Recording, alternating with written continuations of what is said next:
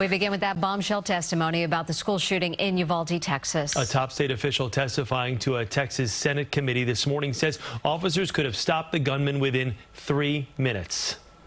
There's compelling evidence that the law enforcement response to the attack at Robb Elementary was an abject failure and antithetical to everything we've learned over the last 2 decades since the Columbine massacre.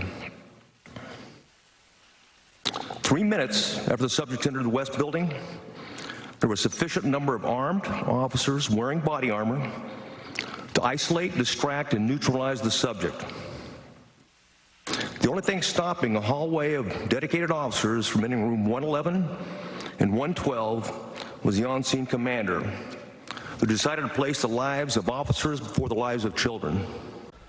This comes as parents are making new demands for accountability from law enforcement after a photo published by the Austin American-Statesman show the armed police inside a hallway. CBS News' Omar Villafranca is in Uvalde with the details. We were failed by Pete Arredondo. He failed our kids, teachers, parents, and city. And by keeping him on your staff, y'all are continuing to fail us. Brett Cross's nephew, 10-year-old Uzziah Garcia, was one of the 19 school children shot and killed on May 24th. Cross joined other families to demand answers Monday night. My mom died protecting her students, but who was protecting my mom? Liliana Garcia's mother, Irma, was a teacher who died in the shooting. Her father, Joe, died just 2 days later. The family says of a broken heart. At the age of 16, an age when a girl needs her parents the most, I'm trying to fill the shoes of both my beloved mother and father the best I can. The meeting came after the Austin American-Statesman obtained this surveillance photo showing officers outside the classroom where the gunman opened fire. The photo is timestamped 11:52 a.m., 29 minutes before the gunman fired another round of shots, and nearly an hour before law enforcement killed him.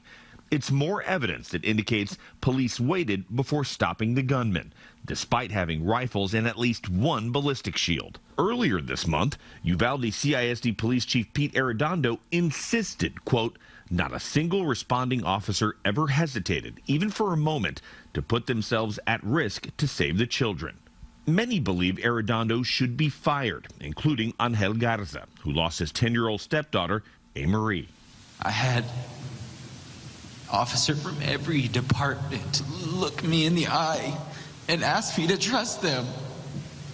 How are we supposed to continue our lives here, knowing that those people that are supposed to protect us let down our family? Meanwhile, negotiations on national gun reform legislation are ongoing in Washington, D.C., but they're coming up on a deadline to reach a deal because lawmakers are about to go on a 2-week recess for the 4th of July holiday. Omar Villafranca, CBS News, Uvalde, Texas.